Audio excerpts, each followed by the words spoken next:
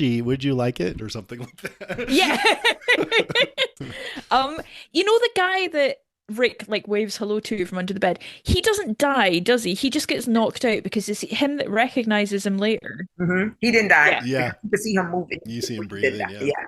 Yeah, he's because I kept breathing. hoping he wouldn't I wake up and tell on Rick. I had it in my head that Rick killed a guy who was on the toilet, but maybe that was Jurassic Park. But anyway, I was excited to see I was excited to see the toilet death scene and Rick getting his iconic jacket, slipping out the window, Mhm. and that very tense moment where he sees Michonne and Carl on their way. Yeah. Joe just doing like peak evil stuff, like eating cherries and spitting out the pits and doing like a weird little claimer whistle. And you can see Rick is about to go up and really go in full guns blazing, but then I assume the guy in the toilet reanimates. Yeah. But generally I thought Rick just does so well in this with a very silent episode for him. Yeah, Doesn't do a lot of talking. It's it's really just great. these guys fighting. Who wrote and directed this one, Jason? I should have looked that up, shouldn't I? Hang on. Let me have a It was look. a name I didn't recognize as far as the Yeah, they director. did a great Yeah. job. It's a really strong the tension and the Hmm. mood. It's really good. Really How appreciate sweaty it. he was. That sweat, it was just dripping from his hair. It was Oh oily. my It's God. like, oh my gosh. Woo. Oh, All right. just so sweaty. So I got a point on this. Rick and the Claimers, which Yeah. I forgot that all this stuff with the Claimers happened in the same house as last episode where Carl was yelling "Jiggy Jar Jar do" at Rick. But I thought the encounter was really thrilling. I remember thinking that when I first watched it too, and it would have been okay with me if we never even saw these guys again because this was good. Oh yeah. But then the future plot is even better with them Yeah. with the stuff with Daryl and oh god. But I Yeah. I loved how they did this. He's weakened. Rick is weakened.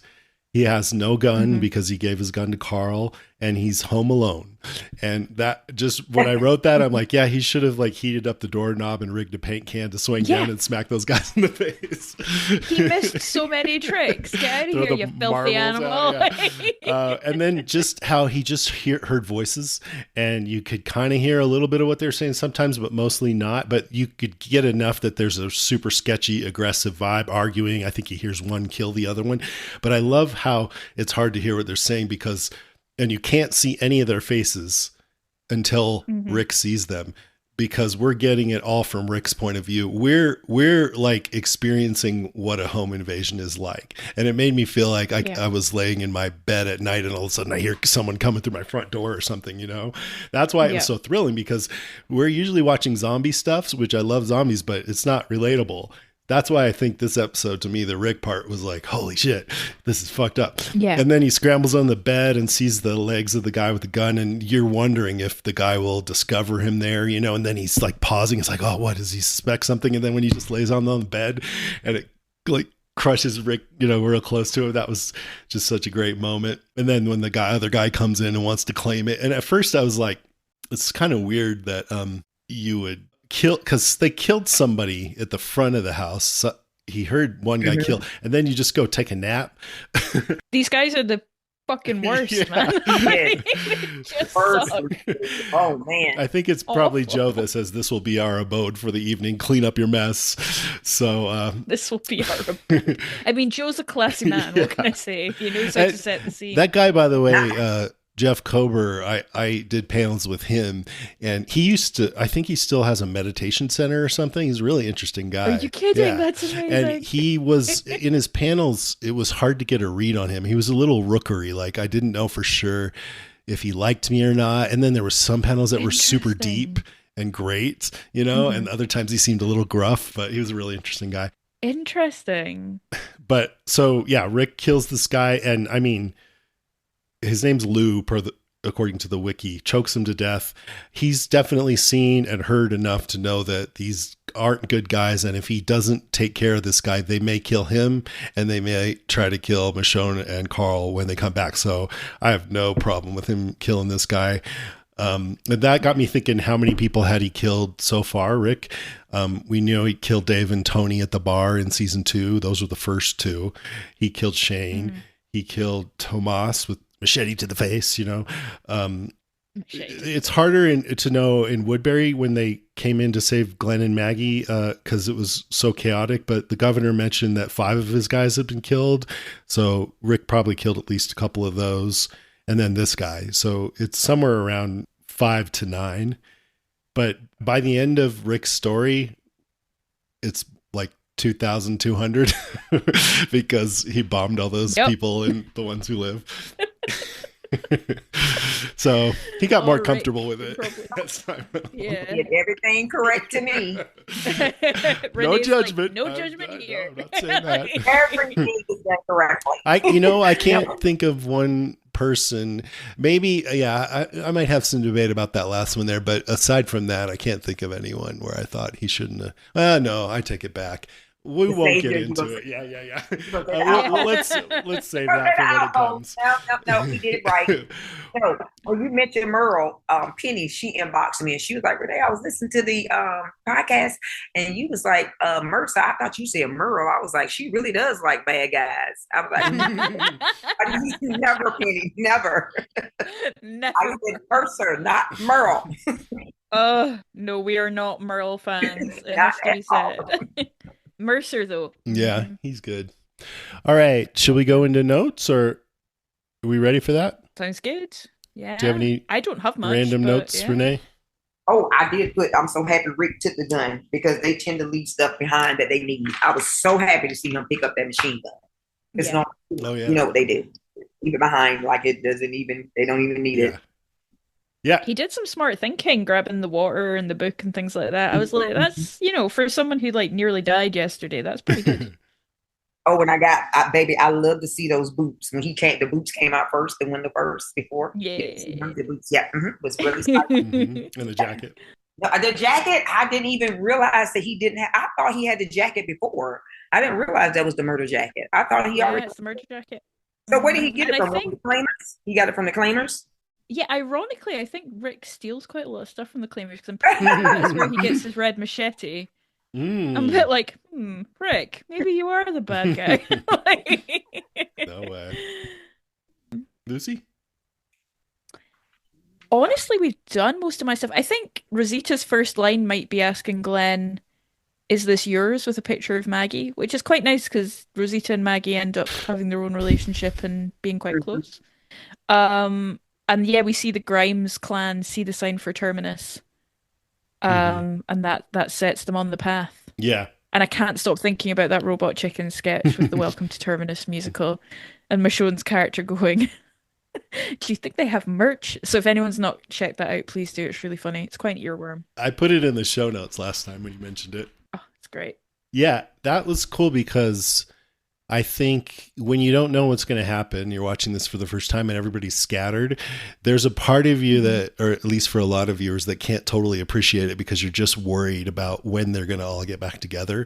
And so then when you see these Terminus signs, and we saw already Tyrese Carroll and the kids see one, right, and start heading towards it. So now when you see Rick and Michonne start heading towards it, at least partly, I think people were like, oh, good. They're all headed to the same place. No, I didn't think they're going to reunite. I didn't think good. I knew, it's The Walking Dead. By now, I begin to realize that wherever they go, it's awful. But it's both. To me, it's both. It's like, there's going to be some bad shit there, but at least they'll handle it together. But they're going to be, Okay. Just a couple. Seeing Carl so upset about Judith makes me feel really glad that he's going to get to see her again. I thought about that because we didn't know. Well, I guess we did know she was alive at this point. Yeah, we did. We found out last week. Yeah. And then Rick's reading from this book of short stories by Jack London, which I haven't read any Jack London since I was a kid. So I went to ChatGPT to remind me, and it said his stories often revolved around survival, the struggle against nature, and primal instincts that can emerge in extreme situations. It's about how individuals adapt when stripped of civilization, relying on instinct, strength, and willpower. His stories frequently depict characters facing brutal conditions, testing their limits, and either evolving or perishing. So that seems very appropriate. What is the name of that? Because I think we're going to all need that in a minute. We're going to all. It was just selected short stories from Jack London. Okay, thank you. have seen Jack London be taught in the Walking Dead universe By Carol? by Travis in Fear the Walking Dead. Oh, Oh, I didn't know wow. that. I just remembered it there. I was like, it was The Call of the Wild, because that's the only Jack London book I know, and I'm 90% sure. I'm not going to go back and check, because I'm not going to rewatch Fear the Walking Dead, but I'm 90% sure in the pilot of Fear, that's what he's teaching in his English I classroom. have Okay. zero And they're memory of talking that. That's about cool. that. I'm sure Nathan will know. So Nathan, let me know if I'm right or wrong. I'm telling you, they have little things they want us to pick up. They had these little Easter eggs. They want us to. Yeah, Mhm, just a nod to us. mhm. IMDb? IMDb dive. There was one that really made me laugh in this. Because if it's not true, then someone's made it up, which is funny. If it is true, it's just funny. And it is. Andrew Lincoln performs most of his own stunts, including the drop from the roof. However, he did say the most dangerous part was being distracted by co-star Norman Reedus, who was mooning him from below. I hope that was true. That sounds very true.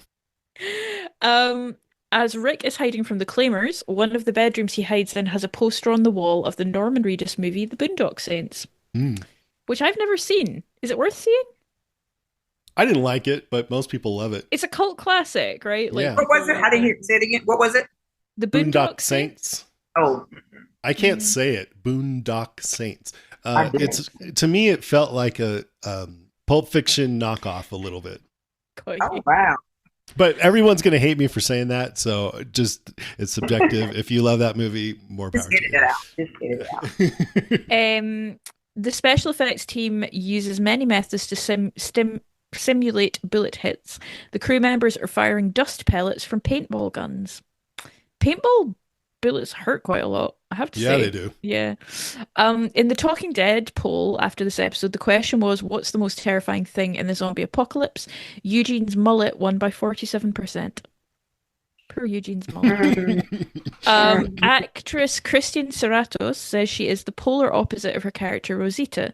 In fact, she is so afraid of knives, she buys food that doesn't need to be cut. I don't know if that's true or not.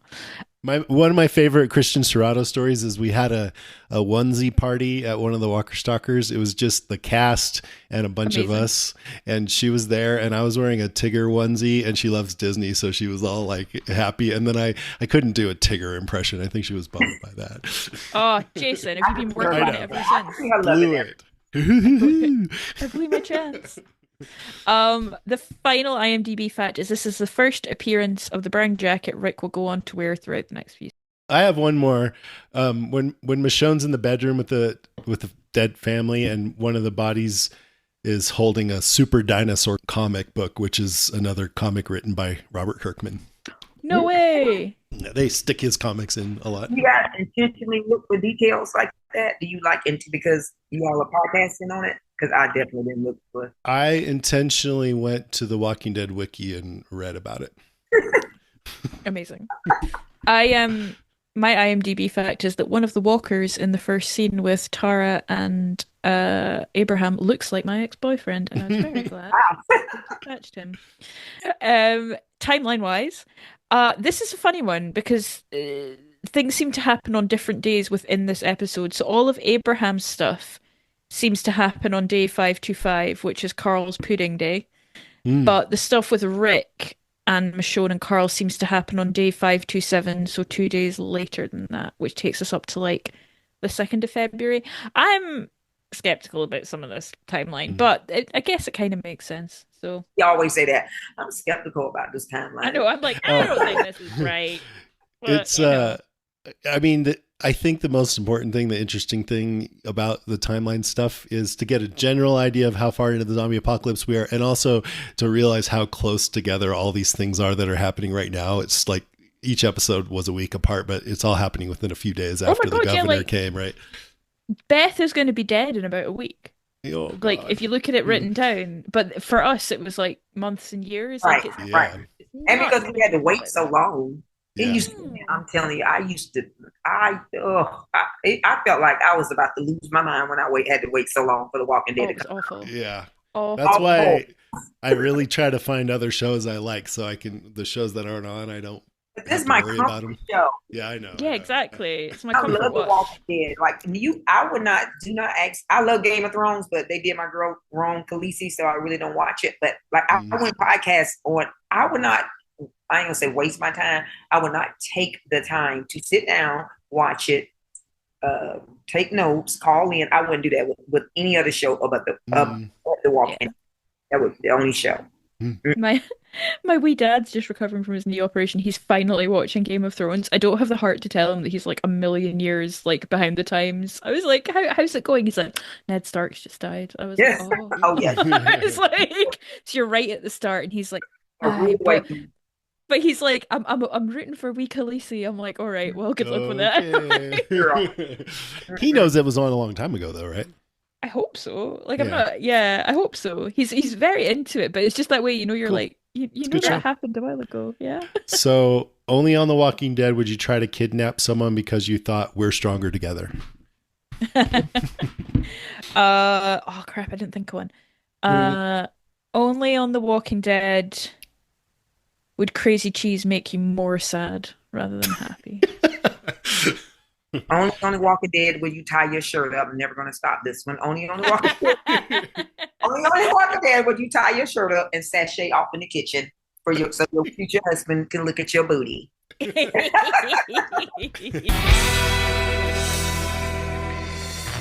Obvious threat to untold numbers of citizens. The people it kills get up and kill. Are they slow-moving, Chief? Yeah, they're dead. They're all messed up. This is a Walking Deadcast news update. So I thought it should be mentioned that there are two awesome Stephen Yeun related things happening right now. One just ended, Invincible season 3. I've really enjoyed that show. It's super gory. I mean, it's a cartoon, but it's like gory as hell. Oh, it's brutal. Yeah. Yeah. That's also based on another of Robert Kirkman's comics. If you guys didn't know that, you're just hearing about it, check it out. It's on Amazon Prime. A bunch of other Walking Dead actors have either supporting roles on there, like Ross Marquand does, or they've guested. And JDM just turned up, so that's pretty cool. I haven't seen the final episode yet, but I'm looking forward to it. And even better, in my opinion, Bong Joon-ho's latest Mickey 17, which stars Robert Pattinson, Naomi Ackie, who I've never seen before but was so good, Mark Ruffalo, Toni Collette, and Stephen Yeun. And Stephen Yeun plays kind of an a-hole, and it was really fun to watch. He's brilliant. I went to see it last week and I loved it. So good. I mean, I wish I had time to do a whole episode on it because it's the kind of movie that I love where it is actually based on a novel, but it's pretty, it's not a lot of people have heard of this. It feels like a new, fresh, original thing, not cookie cutter at all. It's edgy and dark and funny and it's sci-fi and I just love it. Robert Pattinson is fantastic. So good. Yeah. Sci-fi. What's the name of it? Mickey 17. Mickey 17. Mm-hmm. And even just to see Stephen Yeun in a role, as a Walking Dead fan, it's great. It's really good. Next, Deadline reports that, quote, momentum for the second season of HBO's The Last of Us is clearly building. Per Warner Brothers Discovery, the trailer released Saturday as part of the show's South by Southwest panel amassed 158 million global views across platforms in just the first 3 days, which is a record for HBO and Max Originals. The new trailer outperformed previous trailers and teasers for The Last of Us by a margin of at least 160%. I haven't watched the trailer because I already know I'm going to watch it. I don't want to be spoiled. I'm so excited for The Last of Us Season 2. I just want to let all you Last of Us fans know we're still planning a couple of Last of Us episodes pre-season to get ready. We'll do an episode where we go over some news that's come out and talk about what we think that's coming up based on the second game. So some of that will be spoilery, but we'll have clear warnings about it. I personally think if you haven't played the game that you should stay away from spoilers. And then after that, we'll do a season 1 catch-up episode the week before season 2 debuts to help refresh everyone on it. And that will only be spoilery on the stuff that happened in season 1. So everyone who wants to get ready and be reminded going into it, that would be a good one to listen to. Are you into that at all, Renee? Last of Us? Yes, I made a post about it. I love The Last of Us. Oh, good. So good. Well, Jason, you have some excellent people on your team, podcasters, because Penny, that's my friend. She's great. Yeah. Friend. And I was telling her that I wanted that I was fasting, and I went to call in for The Handmaid's Tale and The Wheel of Time. And so she told me she was going to reach out to some of the people that do that, and they were going to inbox me, and they did. I forgot for The Wheel of Time. I forgot the guy's name, but he inboxed me. He told me. Greg. Yeah. I really That's appreciate cool. that. Yeah. Mhm. Yeah. Some great shows we're covering coming out. You really Great are. It's people, fantastic. they don't have to do that. 'Cause I know they're busy. I appreciate that. Oh yeah. It's all about the community with us. You got to find your people and stick to them like wet on water. That's So right. Abraham told me. All right, that's it for the news. Let's move on to listener moans, groans, and grunts.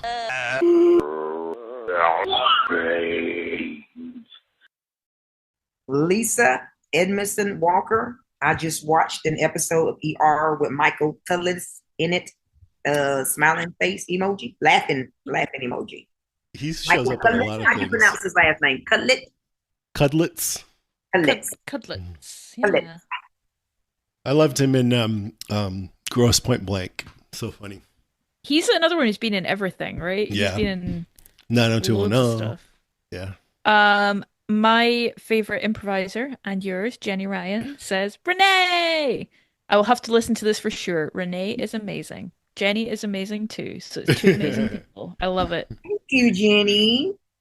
Sweet. Amelie Rochette said, I had a Diet Coke. My favorite movie is Stargate. Laugh emojis. Sorry, you just got me into bad lip readings. Yeah, Amelie was a first Yeah. timer. She hadn't seen it yet. Yeah. Oh my gosh, Oh, Amelie. when I tell you, oh my God. I mean, I stayed up all night one night. Oh my God. It's so funny. They're so good I though. love those so much. Now, this last name, how do you pronounce it? I would say Presta Giacomo. Amanda K. Presta. Finish it, Jason. Presta Giacomo. Presta, listen, this Geechee, okay? Presta Giacomo. I'm That's sorry. right. Yeah, yeah. Give me sweet pie. I am so sorry, okay? Excited to hear more of Mrs. Renee Grimes. Woo, woo, woo, woo, woo, woo. Love her voicemail for Walking Dead and the House of Dragon. Oh, Amanda, super sweet. Thank That's you. so Amanda. nice. Matt King says Eugene plus machine gun equals chaos. This felt like a filler episode, though it was good to find out some of Michonne's backstory. I guess. Alma Contreras says, woohoo, Renee. Yay. Ugh, the Claimers episode. I didn't like these guys, but I do recall getting a few laughs from some of the stuff they said. I hated how Daryl felt forced into hanging with them. Well, catch y'all in the cast. Very excited to hear Renee join our dynamic duo. Thanks, Alma. Yay. Mama. I feel like Alma and Renee, you guys would vibe. We do. We vibe all the Yeah. time. Oh, yeah. I love it. Yeah. I Absolutely. met her at the other podcast. That's my friend. Amazing. I'm really glad to hear that. All right, here's a call from Steve Brown. Hello, the cast of us. This is Steve, and this is for The Walking Dead, Season 4, Episode 11, Claimed. Crook Road. I don't know why that just made me giggle. Good old Abraham. Doesn't want to waste bullets, so he's just going to take them out himself.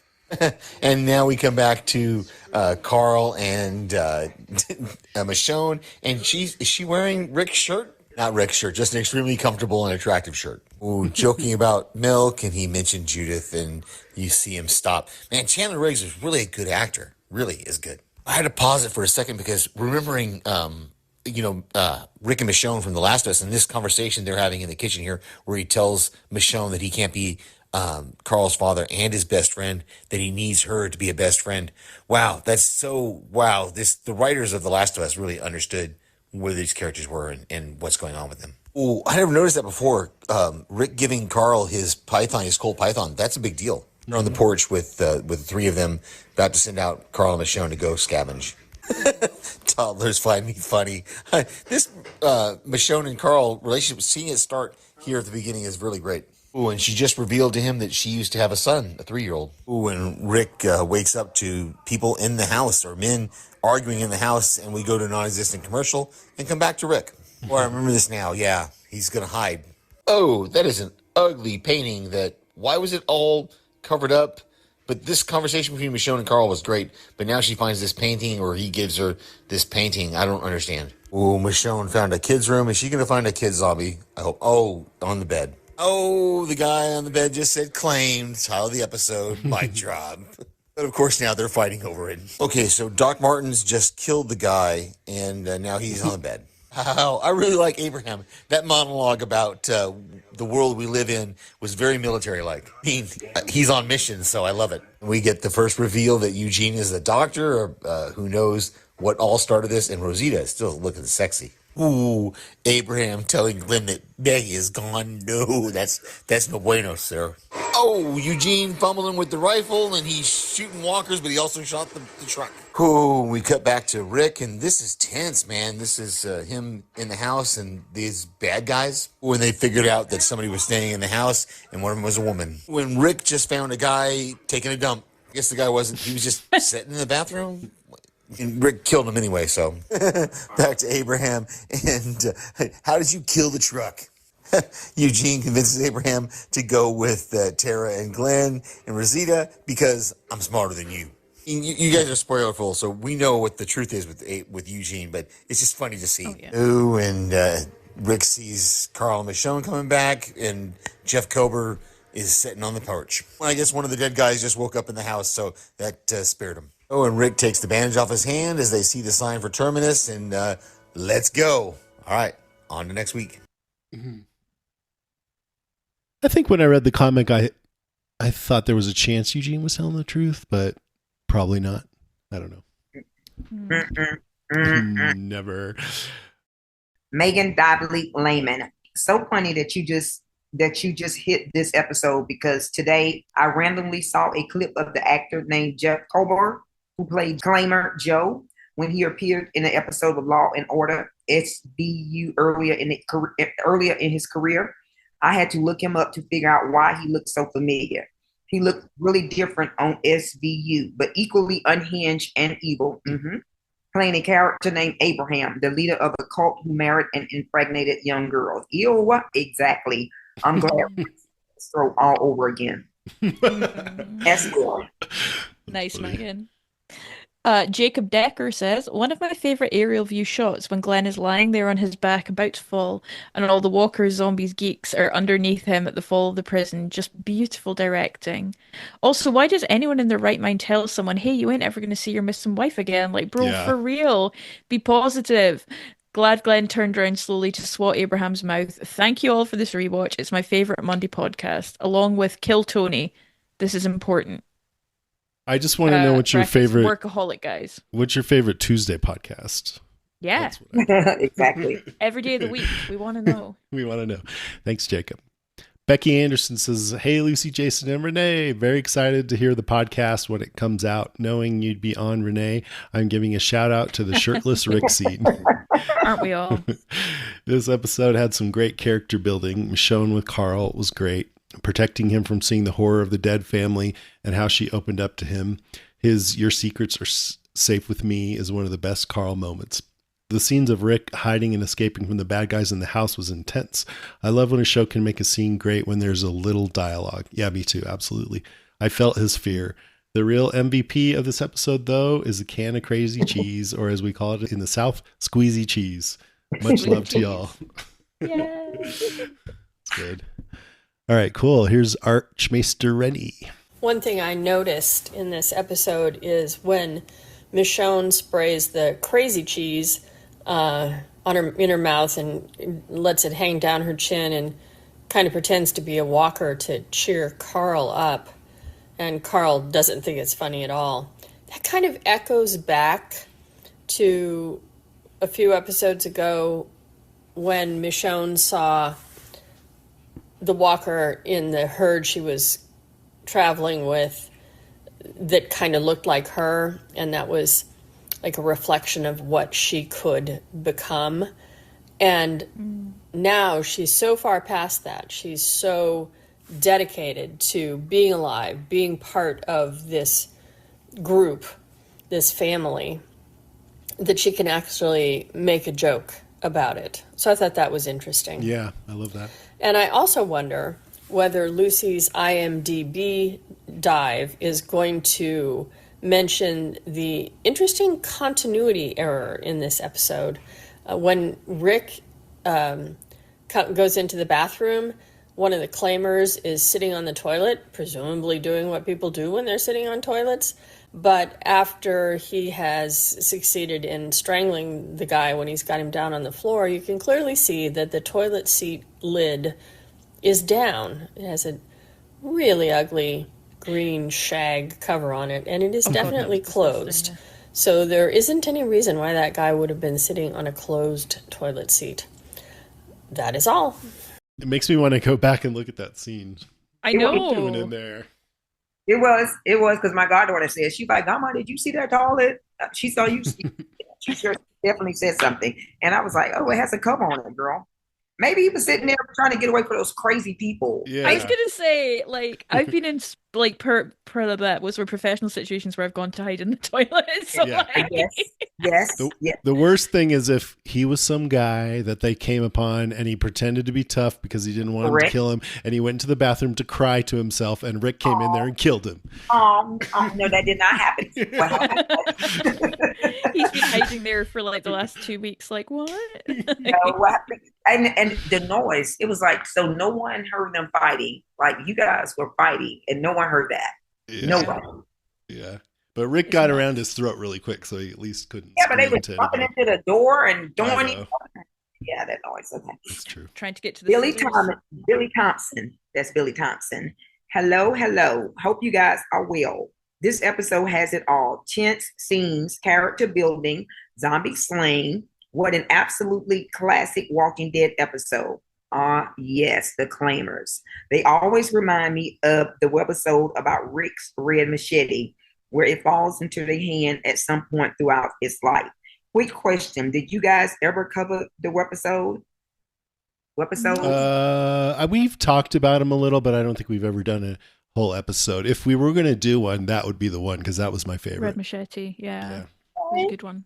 The scene of Rick under the bed was still so intense, even though we all know that he escapes it and still manages to capture that feeling of playing hide and seek when you was a kid and almost getting found.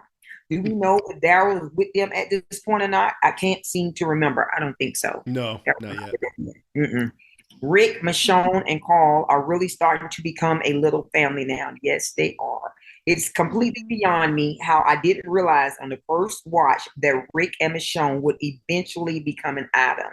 It's just so damn obvious. Yes, it is. You got to just love Glenn's heart. Abe is such a badass. There is no chance I'd be taking a swing at him. I didn't read the comics until after watching the show and still haven't completely finished. But when did you guys realize something was up with Eugene? Probably right from the start, yeah. I think it was this episode the first time around that I started getting suspicious with his happy smile, was walking in the opposite direction of this DC. Anyways, thanks, guys. Bye. Oh, Billy. Peace and love. We got Rachel Teal Edwards. Oh, Rachel. Always nice to hear from you. Rachel says, Renee! I can't wait to hear all you have to say about this episode. I mean, I'm sure you would have loved to be in the house with Rick taking care of your man, nurturing him back to health, maybe giving him a sponge bath because OMG, he's so sweaty and disgusting in this episode. I can't take it. But damn, the claimers are terrifying. I freaking love this episode though. I don't even remember I didn't even remember that all the Abraham/Glenn stuff happened too. In my memory, Rick being trapped in the house and trying to evade the claimers was like 90% of this episode. How is it actually just a fraction of that? Those scenes are just so good, exciting, and well executed. Seeing this house when we toured Sonoy a few years ago was one of the highlights of the whole Walker Stalker weekend for me. Of course, it's a joy seeing Michonne and Carl bond as she finally reveals that she had a son. I like that while he's scavenging what he can from the house, Michonne is casually ambling around and looking at all the artwork they had on the walls. It tracks with her recent flashback/dream that she's into art and likes to critique it. I'm sure some of what they had in this house was pedestrian too. I have one thing to say about the Glenn storyline. They passed the bus 3 hours ago. Do you know how far they've driven in 3 hours? Or how long it would take to walk back the same distance in an attempt to find Maggie? I made Grok do the math for me, and if they were going an average of 40 miles an hour, it would take 48 hours to walk the same distance. They are so far away from where they started. I know I'm being nitpicky, but that's an absurd distance to cover. Tara should have said they passed the bus an hour and a half ago or something, much more believable. Never mind the Walking Dead people or the idea that Glenn would even stand a chance against Abraham in a fist fight. This is the thing I'm stuck on today. Okay, I don't have much to say this week because I'm already working on my thesis for next week. I am forever obsessed with Still and can wax poetic about Bethel like Renee can about Rick Grimes, so I need time to edit my thoughts. Cheers, fam. Can't wait to listen. Aww. That's actually when as Lucy was reading this, I thought it was going to be longer than a 40-hour walk. So that's not so bad, I think. I mean, it would take a few days, but maybe I don't remember if they find a car or something. But you mentioned Still, next week's episode. That's the one where Beth and Daryl play Never Have I Ever over a jar of moonshine.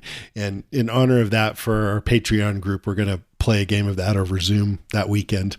That's coming up for Patreon people. We're going to do a little day drinking so Lucy can join us for that one. Yeah, man. All right. Here is our final call from Carly. Hi, Jason and Lucy. This is Carly in Santa Fe, and I wanted to talk about Claimed. Abraham and Eugene. I lived in Austin, Texas for about a decade, and I was working in state level politics. So I traveled around and met people from all over the state. And I would not blink to meet someone like Abraham or Eugene, the way they talk, the way they dress, the way their hair is styled. I mean, Abraham having obviously dyed red hair would raise some eyebrows, but if he was a natural redhead, no blinking whatsoever. Like they never struck me as anything cartoonish or out of place. Like, yep, those are some dudes from Texas. I feel like I've met people like them multiple times.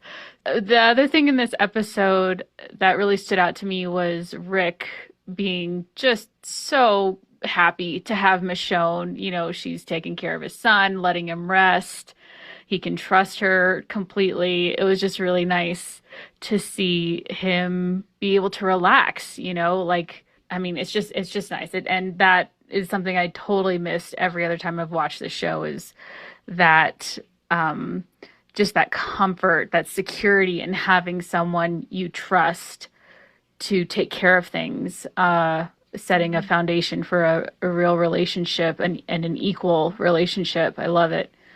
And then the last thing I wanted to say that stood out to me was Abraham trying to convince Tara that helping Glenn find his wife isn't important, like that there's a hierarchy of important things to do in this situation, and saving the whole damn world is a higher priority than helping some guy find his wife.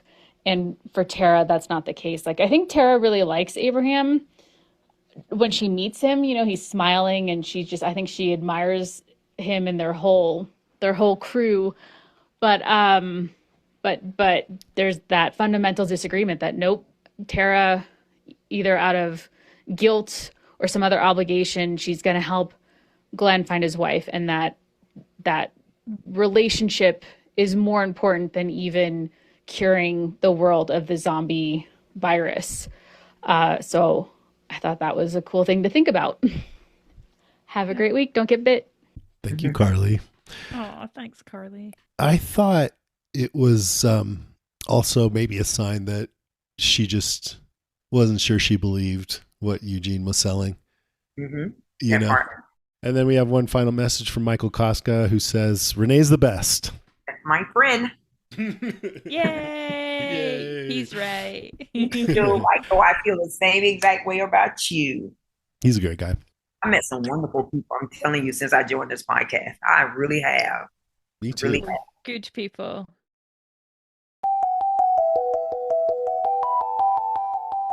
All right, that is our show, episode 629. Thanks so much, everybody, for listening. As always, Renee, thank you so much.